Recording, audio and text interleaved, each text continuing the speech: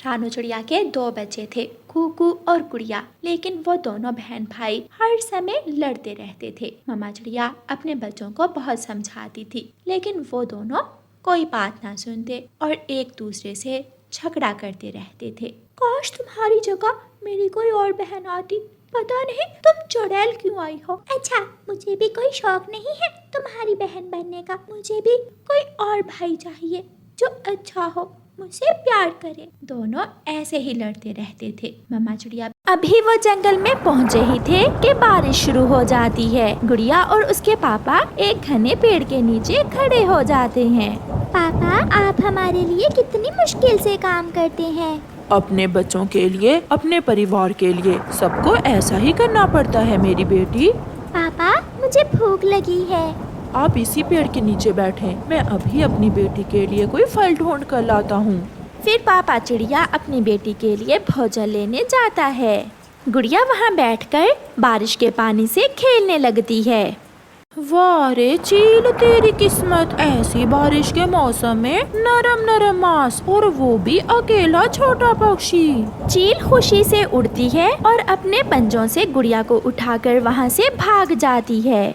थोड़ी देर बाद पापा चिड़िया भी अपनी बेटी के लिए भोजन लेकर आ जाता है। पापा चिड़िया अपनी बेटी को वहाँ ना देखकर परेशान हो जाता है। गुड़िया कहाँ चली गई? गुड़िया, गुड़िया, मेरी बेटी आप कहाँ हैं? मेरी बेटी कहाँ चली गई है? मैं क्यों गया अपनी बेटी को अकेला छोड़कर? मैं क्यों गया? उसे तो घर के रास्ते का भी मालूम नहीं है। शायद गुड़िया घर चली गई होगी। अपने दिल को ऐसे तसल्ली देते हुए पापा चिड़िया अपने घर की तरफ उड़ता है। आप अकेले? मेरी गुड़िया कहाँ है? क्या? गुड़िया घर में भी नहीं है? नहीं, वो तो आपके साथ गई थी। मैं गुड़िया को एक पेड़ के नीचे बिठाकर उसके लिए भोजन लेने गया था। जब मैं वापस आया तो गुड़िया वहाँ नहीं थी। वो चील मेरी गुड़िया को खा गई होगी। मैंने कहा था, मैंने मना किया था गुड़िया बेटी को साथ ना लेकर जाए। आप कहाँ मेरी सुनते हैं। गुड़िया के मम्मा और पापा बैठे ऐसे रो रहे थे। चील ने गुड़िया को अपने पेड़ के साथ रस्सियों से बांध दिया था। मेरे चीलू, जल्दी से उड़ना सीख लो, फिर आप भी मेरे साथ शिकार करने जाया करोगे। मगर मम्मा, ये तो बहुत छोटी है। तुमसे तो बड़ी है। ये चिड़िया होती ही छोटी है बेटा। आप थोड़ा इंतजार करें, मैं मिर्ची ले आऊं, फिर शाम को अपने बेटे को चिड़िया का शोरबा पिलाऊंगी। वो चील मिर्ची लेने चली जाती है। मम्मा, पापा, मुझे सब मालूम है। आप मेरी वजह से बहुत दुखी होंगे, मगर शायद अब मैं कभी आपको ना मिल सकूं। बारिश भी तेज थी और साथ हवा भी तेज। हवा के एक झोंके से वो पेड़ जिस पर चील का घोंसला था और जिसके तने के साथ गुड़िया को बांधा हुआ था, वो पेड़ जड़ से उखड़ जाता है। गुड़िया की रस्सी तो खुल जाती है, मगर चील का बेटा चीलू उस पेड़ की एक शाख के नीचे फंस जाता है। मम्मा, मम्मा, मुझे बचाओ, मैं यहाँ हूँ, मैं यहाँ हूँ। गुड़िया को समझ नहीं आ रही थी कि वो वहाँ से भागकर अपनी जान बचाए या उस चील के बच्चे की मदद करे। फिर गुड़िया उस छोटे बच्चे की मदद करने का फैसला करती है। गुड़िया बहुत मुश्किल से उस शाख से चीलू को बाहर निकालती है। चीलू के पंख से खून बह रहा था, वो रो रहा था। इतनी देर में चील भी मिर्ची लेकर आ जाती है। अपने बेटे के पंख से खून बहता हुआ देखकर चील गुस्से में आ जाती है।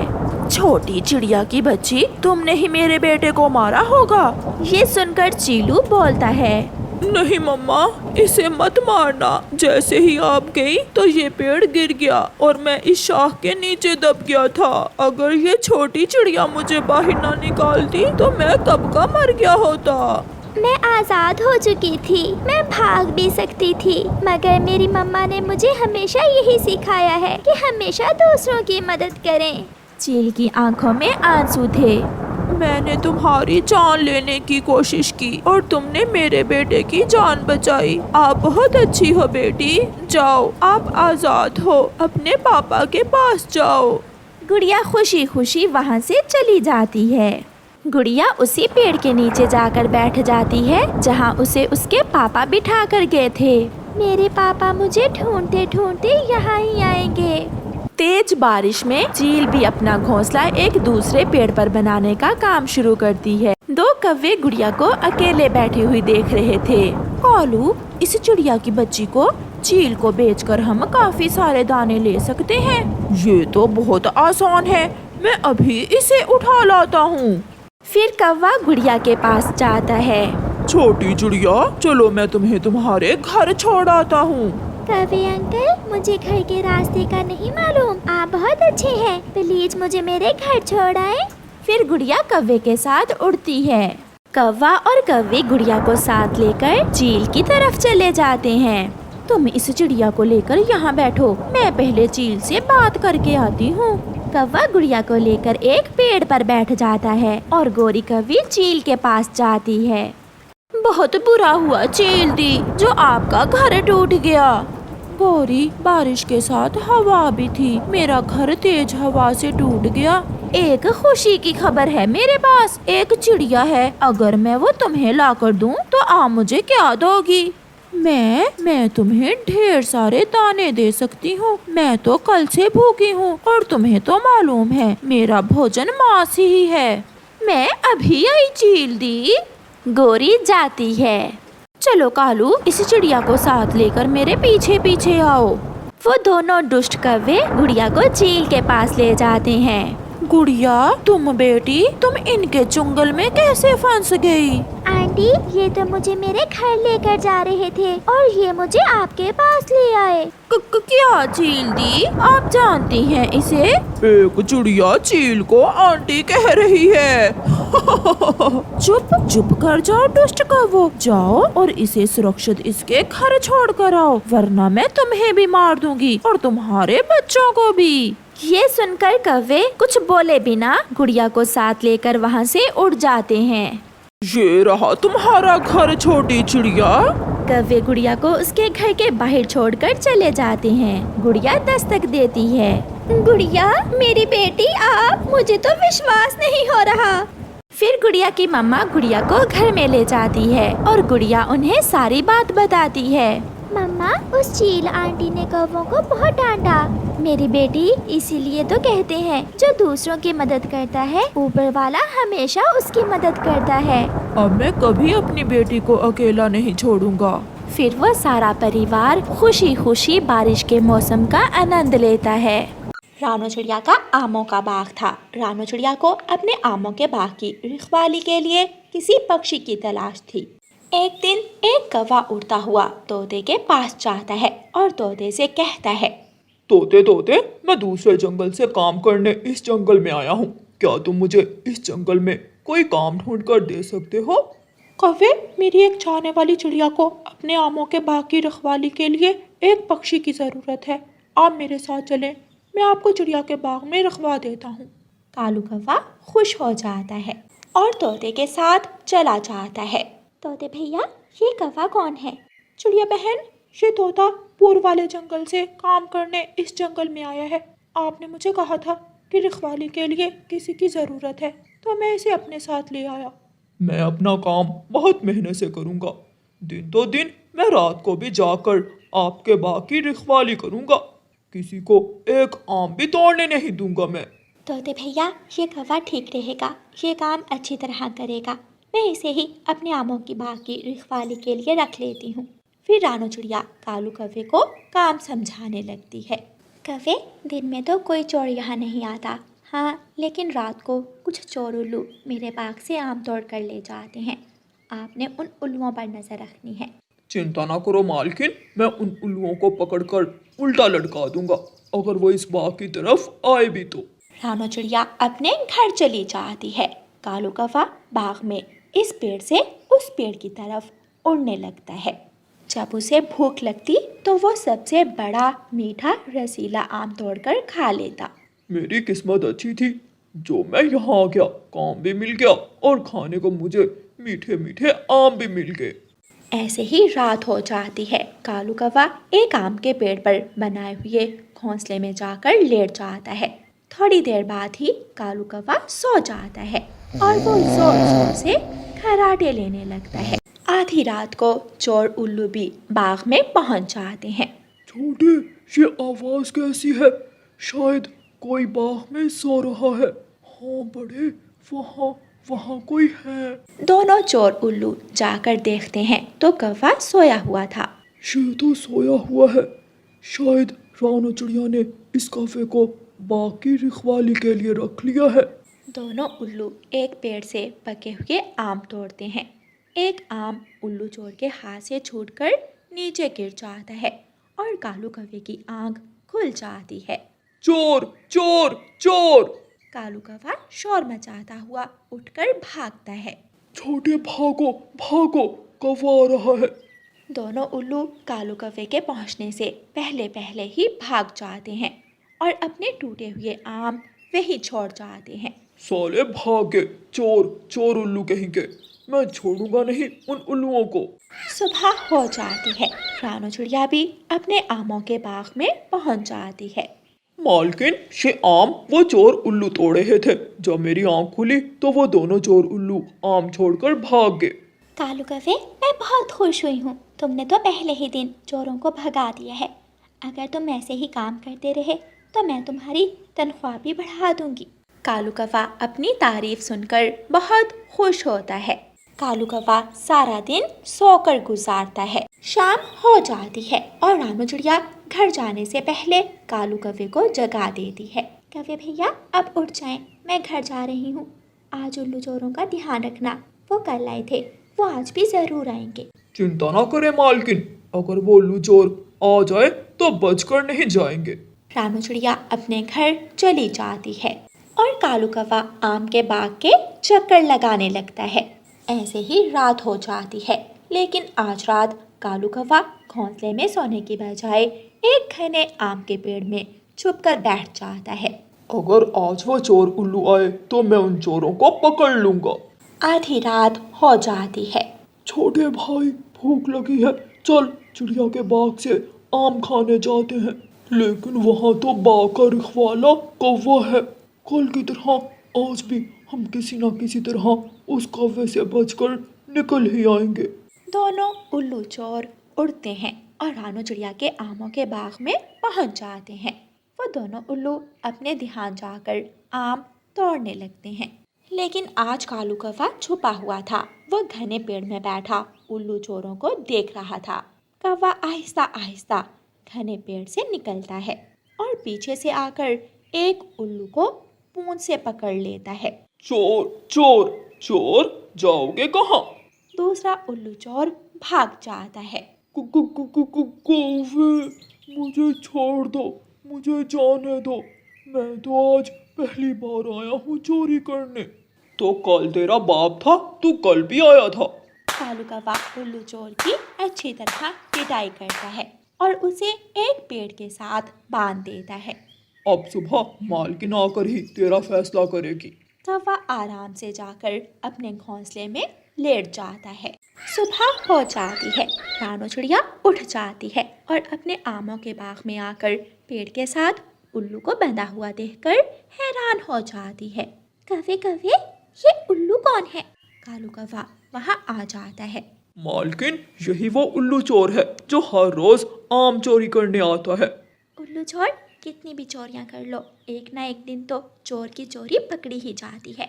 मुझे माफ कर दे, मैं आज के बाद दोबारा कभी इस बाग की तरफ मुंह भी नहीं करूंगा। कौवे, इस उल्लू को छोड़ दो। मुझे लग रहा है तुमने इस चोर की खूब धुलाई की है। मैंने तो इसे रात जमकर मारा था और फिर इसे पेड़ के साथ बांध दिया। रानो चिड़िया उल्लू चोर को खोल देती है और उल्लू चोर वहाँ से भाग जाता है। कौवे भैया, आज हम अपने बाग के सारे पके हुए आम तोड़ लेंगे। कौवा काम शुरू करता है। रानो चिड़िया ने तोते और बुलबुल को भी बुला लिया था। सब मिलकर पेड़ों से पके पके आम तोड़कर डिब्बों में रखते हैं। कबूतर और रानो चिड़िया वो डिब्बे उठा उठा कर बैलगाड़ी पर लाद लेते हैं। रानो चिड़िया वो आम लेकर मंडी पहुंच जाती है और आम बेचकर अच्छा मुनाफा कमाती है। कौवे भैया, ये रही आपकी तनख्वाह और ये रहा आपका इनाम, क्योंकि अगर आप उन उल्लुओं को ना पकड़ते तो वो मेरा सारा बाग उजाड़ देते। मालकिन, घर जा रहा हूँ, मेरी पत्नी के लिए कुछ आम दे दे।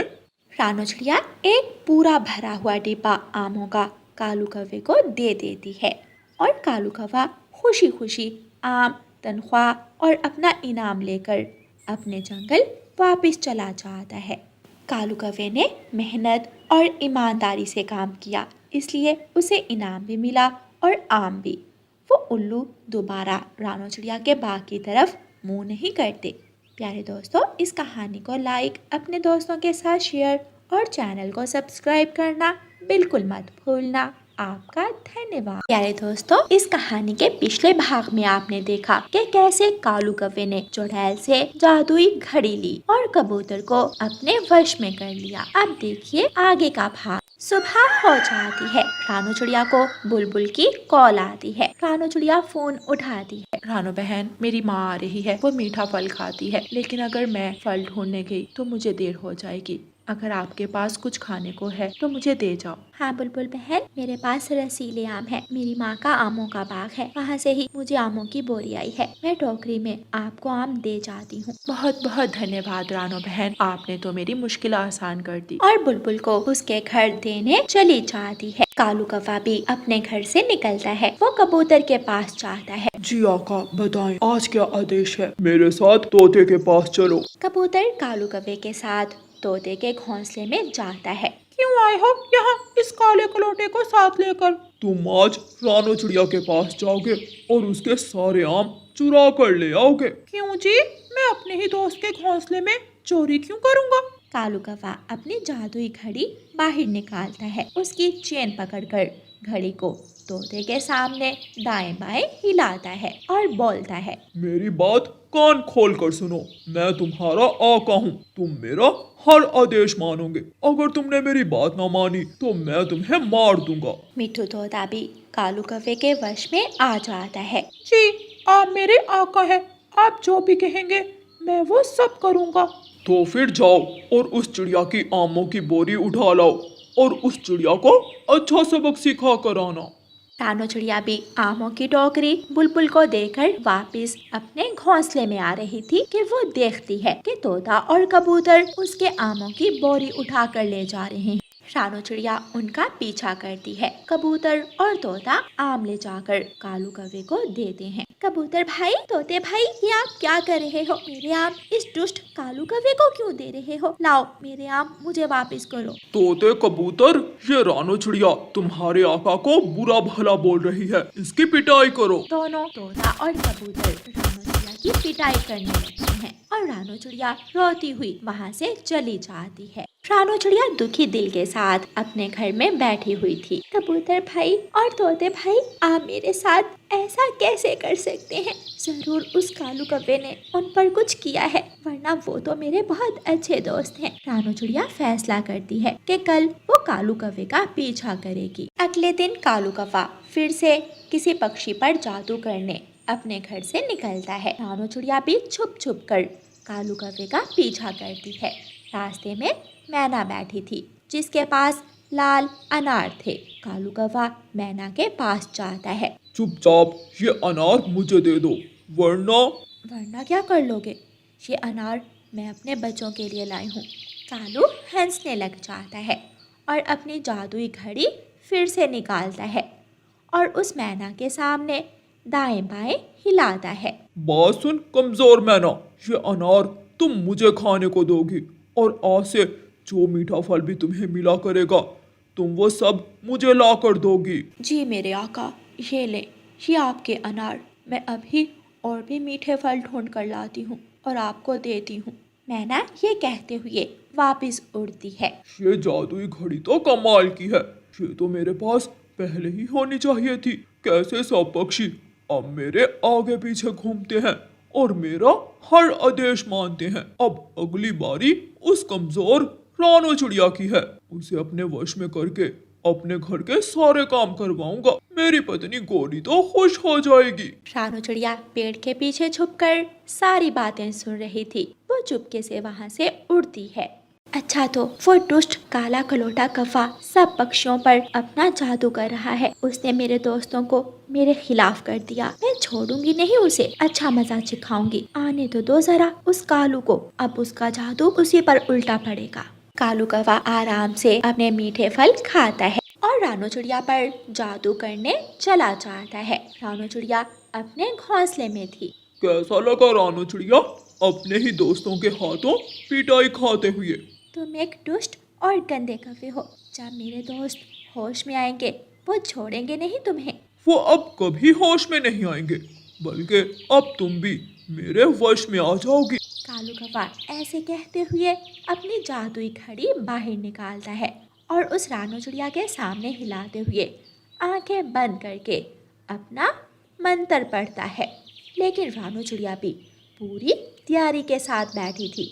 उसने अपने पीछे एक आईना छुपाया था। कालू कौवा जैसे ही मंत्र पढ़ता है, रानू चिड़िया वो आईना कालू कौवे के सामने कर देती है। कालू कौवे का जादू खुद उसी पर उल्टा पड़ जाता है और वो रानू चिड़िया के वश में आ जाता है। बताओ काले कलोटे कौवे, मैं कौन हूँ? आप तो मेरी मालकिन है। आप जो बोलेंगी मैं वो करूँगा। मुझे बताएं मैं आपकी कैसे सेवा करूँ? पहले ये जादुई घड़ी मुझे दो। कालू वो जादुई घड़ी रानू चिड़िया को दे देता है।